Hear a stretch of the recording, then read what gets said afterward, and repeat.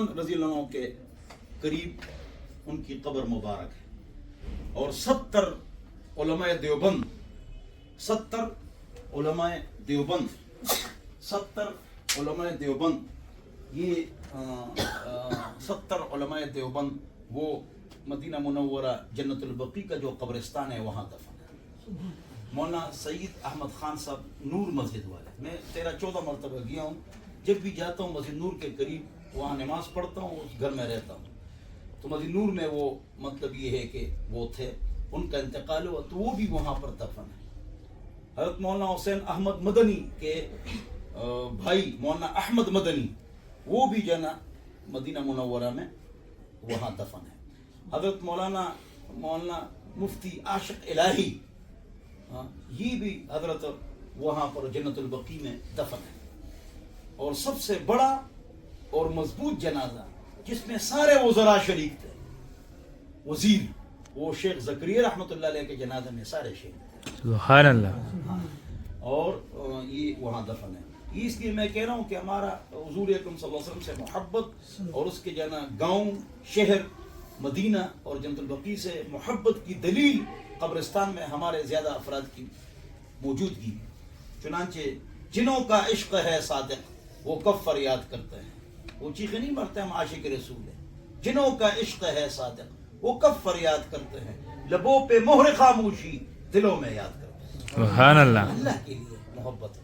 تو ہمارے جو علماء دیوبند ہیں یہ بہت اونچے لوگ ہیں۔ یہ بھی عجیب بات سنو آپ لوگ، یہ جو وہ ہے گنبد خضرا ہے، گنبد خضرا اس کے نیچے پاک محمد پاک صلی اللہ علیہ وسلم کی قبر مبارک ہے، جسم محفوظ ہے، پھول کی طرح تر و تازہ ہے۔ تو وہاں جو ہے آپ حیران ہوں گے جب عبدالوہاب نجدی کے لوگوں کی حکومت آئی، یہ دیوبند سے پہلے تھے، نہ دیوبندی تھے نہ حنفی تھے، اور دیوبند اور بریلوی سے پہلے تھے۔ ایسی کہتے ہیں لوگ تو وہابی ہے، تو یہ بہت پہلے کے ہیں۔ تو ان کے افراد کی جب حکومت آئی انہوں نے تمام قبرستانیں اس وقت اس طرح تھی جس طرح ہماری قبرستان ہے، ساری پکی ہیں، اور 5-5 گز پر جنا ایک بابا کی قبر ہے، وہاں لوگ چندے ڈالتے، اس طرح وہاں تھا۔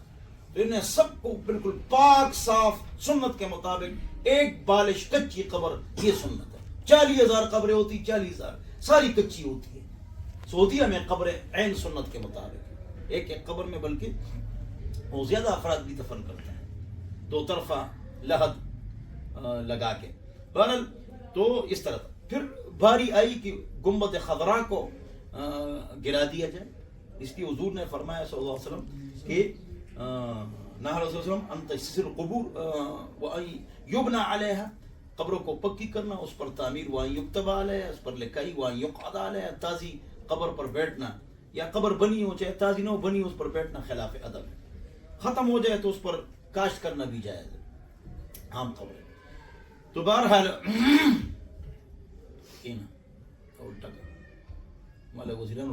کیا بتا رہا تھا، تاکہ مجلس برقرار رہے، تو انہوں نے یہ جو ان کی قبریں ہیں وہ تو ساری سیدھی ہو گئی، لیکن اب اس کو گرانا ہے۔ اس کے لیے انہوں نے تمام دنیا کے علماء کو جمع کیا کہ گنبد خضرا کو اب کس طرح گرائیں، کیا کیا جائے۔ تو پھر جو سارے علماء پوری دنیا کے وہ آئے، انہیں بیس کی گراؤ نہ گراؤ۔ اکثر علماء نے یہی کہا کہ یہ بعد میں بنی ہے 200-300 سال بعد، اور پہلے سفید تھا پھر سبز ہو گیا۔ تو پھر مولانا شبیر احمد عثمانی دیوبند کے محترم اور قائد اعظم کا جنازہ پڑھانے والے، انہیں وصیت کی تھی رحمۃ اللہ علیہ۔ اور مس فاطمہ جناح کا جنازہ مفتی اعظم پاکستان مفتی شفیع صاحب نے جنازہ پڑھائی ہے، تو انہوں نے مشورہ دیا کہ نہ گرایا جائے، کیا نہ گرایا جائے۔ کیوں؟ حتیم جو جگہ ہے نا، حتیم وہ کعبہ کے اندر ہے، مشرکین کے پاس پیسے ختم ہو گئے۔ حضور نے فرمایا، اس کی تفصیل میں نہیں جاتا، بس خلاصہ کہ اس کو میرا دل چاہتا ہے اندر کروں، لیکن لوگ اشکال کریں گے کہ بھئی حتیم کو مطلب یہ کہ کعبہ کو گرا دیا، ہم تو حتیم کو اندر ڈالیں گے، اس لیے کہ ابراہیم علیہ السلام کے زمانے میں حتیم جو ہے نا اندر تھا، پھر عبداللہ بن زبیر نے اندر ڈالا تھا، حجاج بن یوسف نے پھر گرا دیا، پھر ہارون رشید کی حکومت آئی کہ اس کو اندر کرتے ہیں، اب تو اختلافات ختم ہو گئے۔ تو امام مالک کے فتوے پر یہ قائم ہے. سنو سارے, کس کے فتوے پر؟ امام مالک. امام مالک نے کہا یہ حتیم کوئی اندر کرے گا کوئی باہر کرے گا, چھوڑو بس اسی طرح ٹھیک ہے. تو امام مالک بس اب قائم ہے, تو حتیم باہر رہے گی اگرچہ کعبہ کے اندر. میں کہتا ہوں کسی کتاب میں نہیں, اس میں اللہ تعالیٰ کی حکمت ہے. اللہ تعالیٰ کو پتا تھا کہ ایسا زمانہ آئے گا کہ چابی کھلے گی کعبے کی فاسق فاجر سیاسی لوگوں کے لیے کھلے گا, لیکن غریبوں پر یہ دروازہ بند ہو جائے گا. غریبوں پر یہ دروازہ تو کیا وزراء کے لیے کھلتا ہے اور کسی کے لیے کھلتا ہے؟ وزیر بادشاہ کے لیے کھلتا ہے, نماز پڑھتے ہی نہیں. تو اللہ نے حکمت کے طور پر اس کو باہر خالی چھوڑ دیا کہ جس نے اس میں نماز پڑھی گویا کہ اس نے کعبے کے اندر نماز. ایسا زمانہ آنے والا ہے کہ کوئی اللہ اکبر. دیکھو تو جنا اب آپ وہاں نماز پڑھے, میں پڑھتا ہوں, گویا کہ آپ نے کعبے میں نماز پڑھی, خوش ہو جاؤ. اور کعبے کے اندر کوئی جانے سے کوئی جنتی دروازہ دنیا میں نہیں ہے. اس میں ابو جہل اندر رہتا تھا, وہ جنت میں جو نہیں جائے گا. بہرحال تو حضور نے اس کو شر کے خوف سے اس کو اندر داخل نہیں کیا. تو اگر آپ اس کو گنبد خضراء کو گرائیں گے تو پوری دنیا میں شر ہو جائے گا. لہذا اس کی عظمت لوگوں کے دل میں بیٹھ چکی ہے, گنبد خضراء اور گنبد, اس کو مت گراؤ. تو آج جو گنبد خضراء قائم ہے, علماء دیوبند کے محتمم مولانا شبیر احمد عثمانی رحمۃ اللہ نے یہ فتویٰ دی ہے, اس لیے قائم ہے. ورنہ یہ نہ ہوتا کہ مت گراؤ. پھر ان کے دلائل سن کر انہوں نے نہیں گرایا. میں بات کیا کر رہا تھا علماء دیوبند. تو علماء دیوبند جو ہے نا, ایک تو ان کا یہ ہے کہ اب میں نے بتا دیا کہ ہمارے الحمدللہ سارے علماء وہاں پر, اور جو اہم بات علماء کی ہے, کیا ہم برطانیہ سے نہیں لڑے, کیا ہم روس سے نہیں لڑے؟ 40 ممالک سے 25 سال لڑائی ہوئی, 30 سال ہوئی یا نہیں ہوئی؟ تو کیوبا میں کون بند ہے, کن کی داڑیاں کاٹی گئی, بس وہ کون لوگ تھے؟ اس سے خود اندازہ لگاؤ.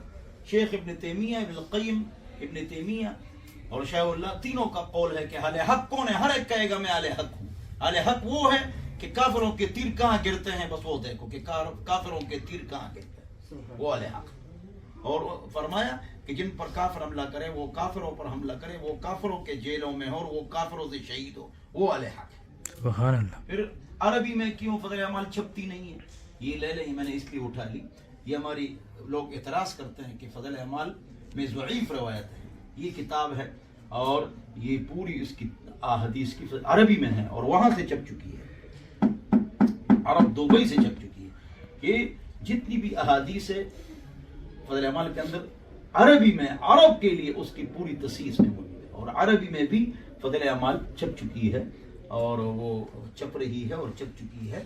بہرحال تو حضرات علماء دیوبند کا جو موقف ہے وہ نہایت ہی کیا ہے, اچھا موقف ہے, معتدل. معمولی باتوں پر ہم کفر شرک کے فتوے بھی نہیں لگاتے ہیں, اور امت کو جوڑتے ہیں. ہم رب کے رب ہمارے, ہم سب کے ہیں, سب ہمارے. جو قرآن حدیث ختم نبوت کو مانے مسلمان ہیں, سب مانتے ہیں, لہذا سارے مسلمان ہیں. ٹھیک ہے نا جی. تو یہ ہماری سوچ ہے, ہماری یہ فکر ہے, اور ہمارے یہ غم ہیں, اور اللہ تعالیٰ امت میں جوڑ پیدا کرے. یہ جو جتنے مکاتب فکر ہے اتنا لڑتے رہیں گے تو ہماری حکومت کبھی نہیں ہے. ہاں, باب علم باب کفر دون کفر باب شرک دون شرک, بخاری شریف میں اس کی اسٹڈی